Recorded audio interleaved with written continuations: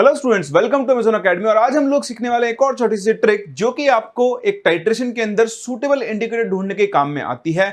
Trick है from chapter ionic equilibrium और बहुत ही आसान है। देखें, आप ट्रिक को सीखें उससे पहले आप सीखें इंडिकेटर का काम। तो इंडिकेटर क्या होते हैं? इंडिकेटर वो सब्सटेंसेस होते हैं जो कि एसिडिक और बेसिक मीडियम में अलग अलग कलर रखते हैं। तो indicator is a substance which are different color in ionized and unionized form। जी हाँ, ionised form, unionised form basic और एसिडिक मीडियम में अलग अलग रेशियो के अंदर आती है।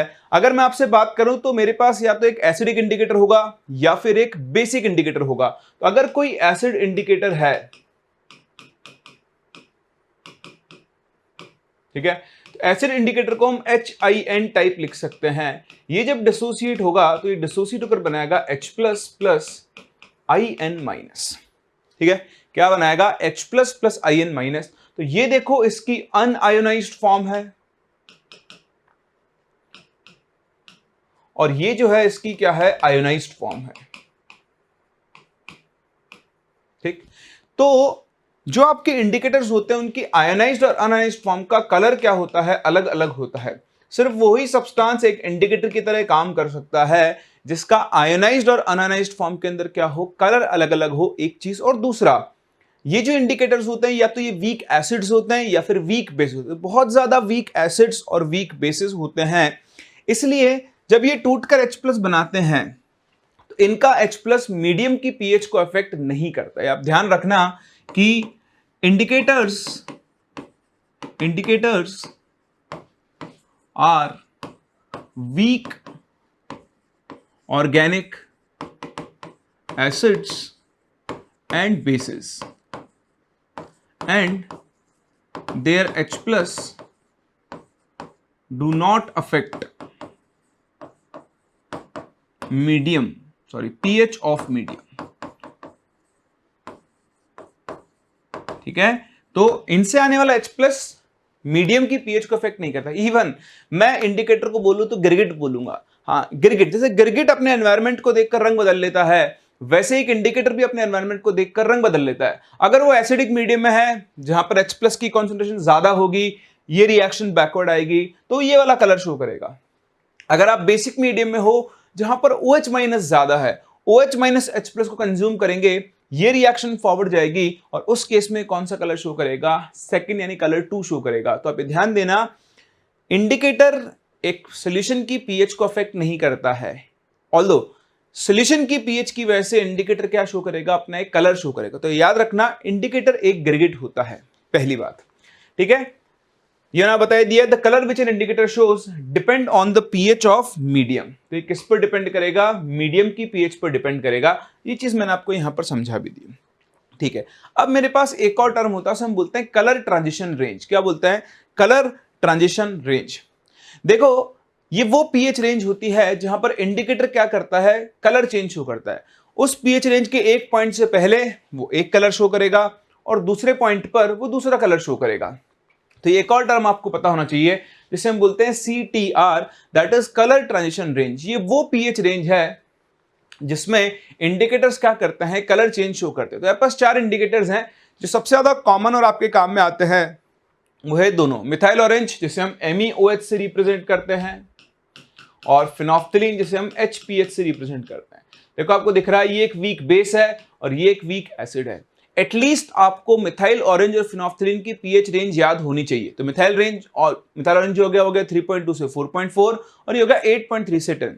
तो 3.2 से पहले एक अलग कलर शो करेगा, 4.4 के बाद एक अलग कलर शो करेगा। ठीक है, उसके अलावा ब्रोमोथाइमोल ब्लू 6 से 7.6 और एक मिथाइल रेड जो कि 4.4 से 6.3 के बीच में काम करता है। तो अगर आपको एक गिवन टाइट्रेशन के लिए सूटेबल इंडिकेटर देखना है, क्या देखना है? सूटेबल इंडिकेटर, तो आपको उस इंडिकेटर की पीएच रेंज देखनी होगी। यदि आपको देगा क्वेश्चन में, नहीं देगा तो अभी मैंने डेटा दिया, आप इससे काम चला सकते हो। मेनली आप सीखें ट्रिक। फिनोफ्थलीन और मिथाइल ऑरेंज की आपको रेंज याद रखनी है। कोई नया इंडिकेटर होगा तो आपको एग्जाम में जरूर लिख कर देगा, आपको उसकी चिंता बिल्कुल नहीं करनी।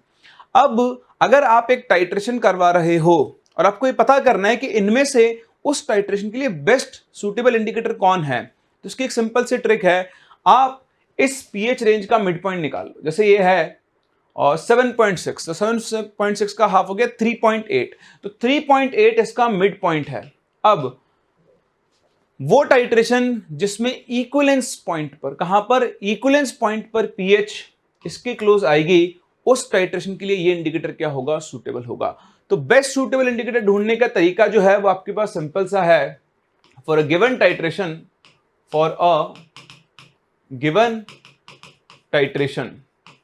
ध्यान रखना, suitable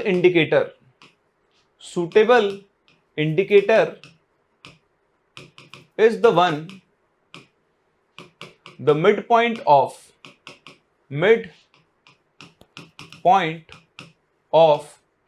whose pH range is nearest to pH at equivalence point। तो इस चीज के ऊपर आप फोकस करें कि किसी भी गिवन टाइट्रेशन के लिए वो इंडिकेटर सूटेबल होगा जिसकी पीएच रेंज का मिड पॉइंट इक्विवेलेंस पॉइंट की पीएच के सबसे क्लोज होगा। आई बात समझ में? चलिए एक क्वेश्चन के थ्रू करते हैं। देखिए जैसे ये आपके पास 50 ml of 0.1 molar CH3COH is titrated against 0.1 molar NaOH। तो पहले तो आपको इस टर्म का मतलब पता होना चाहिए, टाइट्रेटेड अगेंस्ट। टाइट्रेटेड अगेंस्ट का मतलब क्या है कि NaOH, कितना NaOH है, 0.1। तो 0.1 molar NaOH is added to 50 ml of 0.1 molar CH3COOH। बोलो आपको समझ में आता है? अब आपको देखना है कि सूटेबल इंडिकेटर कौन है। तो आप क्या करोगे, आप निकालोगे पीएच एट इक्विवेलेंस पॉइंट। तो अगर मैं एट इक्विवेलेंस पॉइंट बात करूं, एट इक्विवेलेंस पॉइंट, तो देखो इक्विवेलेंस पॉइंट पर आप सिंपली बोल सकते हो कि मिली इक्विवेलेंट्स ऑफ NaOH जो है वो किसके इक्वल हो जाएंगे, मिली इक्विवेलेंट्स ऑफ CH3COOH के। तो ध्यान से देखना मुझे नहीं पता कि NaOH का वॉल्यूम कितना है, तो मान लो आपने NaOH का V वॉल्यूम ऐड किया है, तो मिली इक्विवेलेंट्स का फॉर्मूला होता है moles into n factor. NaOH एक मोनोप्रोटिक बेस है, तो इसके लिए एन फैक्टर की वैल्यू 1 होगी। ये भी एक मोनोप्रोटिक एसिड है, एन फैक्टर 1 होगा। तो देखो moles into n factor, moles into n factor. तो मान लो इसका वॉल्यूम VmL था, तो V into 0.1 molarity into volume, या गया इसकी मिलीमोल्स इंटू इसका n factor. This should be equal to molarity into volume, तो 50 इंटू 0.1 इंटू एन फैक्टर। तो ध्यान से देखो यहां से जो आपने NaOH का वॉल्यूम ऐड किया है वो भी 50 ml ही होगा। दैट मीन्स फाइनल सोल्यूशन का जो टोटल वॉल्यूम है वो कितना हो जाएगा, 100 ml हो जाएगा। बोले बात समझ में आ रही? ये बहुत इंपॉर्टेंट इंफॉर्मेशन है क्योंकि इसके बिना आप मूव नहीं कर पाएंगे। अब देखो जो रिएक्शन होगी इक्विवेलेंस पॉइंट पर वो क्या होगी, आपके पास CH3COOH है, ये NaOH के साथ रिएक्ट करके क्या बना रहा है, CH3COONA प्लस साथ में क्या बनाएगा, H2 बनाएगा।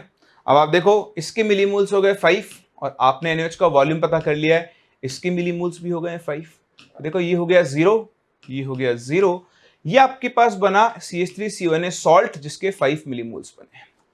अब आप देखो सोल्यूशन में आपके पास क्या बचा है, एक सॉल्ट। ये चीज मैं आपको सिखा चुका हूं, तो ये सॉल्ट बचा है, तो सॉल्ट का क्या होगा, हाइड्रोलिसिस होगा, सॉल्ट हाइड्रोलिसिस। ठीक है भाई, 5 मिलीमोल डिवाइड बाय वॉल्यूम कितना है 100, तो इसकी कॉन्सेंट्रेशन हो गई 0.05, या मैं से 1/20 मोलर लिख रहा हूं, सिंपल लिख सकता हूं। अब आप ये कौन सा सॉल्ट है, ये है salt of strong base plus weak acid. तो ऐसे सॉल्ट के लिए जो पीएच का फॉर्मूला होता है वो होता है 7 + ½ pKa प्लस log C। तो ये फॉर्मूला कैसे बनाते हैं मैं आपको बहुत अच्छे से सिखा चुका हूं, तो आप यहां पे फॉर्मूला लगाएं, तो 7 + ½ pKa, देखो pKa की वैल्यू 5 प्लस log C यानी log 20, ये बन जाएगा -log 20। -log 20 हो गया, -log 2, -log 10, log 10 1, 2 1.3, 5 - 1.3 3.7, तो वैल्यू बनेगी 7 + 1/2 इंटू 3.7, और से देखो 7 + 1.85, सही है। तो देखो पीएच कितनी आ गई, 8.85। तो इक्विवेलेंस पॉइंट की जो पीएच है वो 8.85 है। अब अगर मुझे सिर्फ फिनोल्फ्थालीन और मिथाइल ऑरेंज में देखना है तो हाँ बिल्कुल सही आंसर आ चुका है, फिनोल्फ्थालीन, क्योंकि इसकी रेंज होती है 8.3 से 10 और इसकी रेंज होती है 3.2 से 4.4। तो phenolphthalein is the best suitable 18.3 इसकी पीएच मिड पॉइंट आएगा 9.15 जो कि closest to pH at equivalence point. तो बहुत आसान है, अगर आपको इंडिकेटर की पीएच रेंज पता है तो उसकी मिड पॉइंट निकाल लो। इक्विवेलेंस पॉइंट पर पीएच और मिड पॉइंट की पीएच जितनी ज्यादा क्लोज होंगी वही इंडिकेटर क्या होगा, सबसे ज्यादा सूटेबल होगा। आओ एक और क्वेश्चन प्रैक्टिस करते हैं इसी के ऊपर। If 2.5 ml of KOH is added to 50 ml of 0.1 molar CH3COH, इस बार डेटा बदल दिया है, ठीक है। आपके पास CH3COOH है, बिल्कुल है, और साथ में KOH है, दोनों की रिएक्शन करवाओ तो क्या मिलेगा आपको, CH3COOK प्लस H2O मिलेगा। अब आप देखो CH3COH के मिलीमोल्स निकालो तो 50 इंटू 0.1 ये कितना हो गया, 5 मिलीमोल्स। KOH 2.5 इंटू 1 ये हो गया 2.5 मिलीमोल्स। दिख रहा है, हाँ LR कौन है, KOH, तो ये 0 2.5 के लिए 2.5 मिलीमोल्स काम में आएगा, और इसके 2.5 से ये कितना बनेगा, 2.5 मिलीमोल्स ही बनेगा। तो देखो ये रहा एसिड और ये उसके कॉन्जुगेट बेस का सॉल्ट, हाँ ये बन चुका है बफर। क्या बन चुका है, बफर।